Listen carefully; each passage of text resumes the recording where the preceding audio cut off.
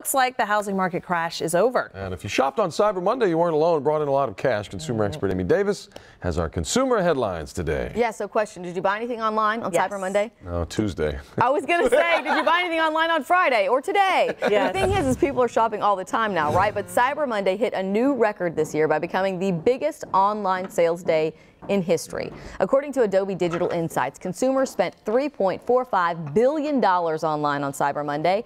That's about 12% more than last year's sales, making Cyber Monday 2016 the largest online sales day ever. Black Friday, though, wasn't too far behind. It generated only $110 million less in online sales. So some people say maybe just people are shopping more all the time. All right, for the first time in 10 years, home prices across the country have bounced back from those lows of the housing market crash. This is good news for homeowners who saw the value of their houses plummet.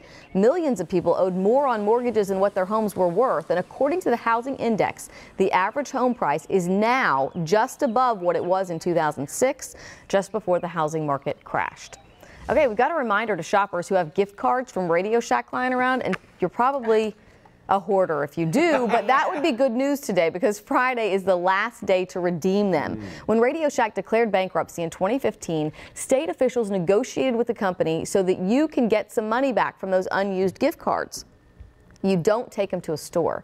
You're actually filing a claim with Radio Shack. I'm posting a link where you can do that on my Facebook page. Again, you have to submit your claim by this Friday to get any of your money back. Start digging in those drawers. It's confusing because they already had a last day to use your gift cards before they reached this deal with the state. So it's like, But you know, this is the final one. right, if you were watching the news back then, you would have said, oh, I missed it, and chunked it, and then the state said, wait a minute. Hoping for. Yeah, I know.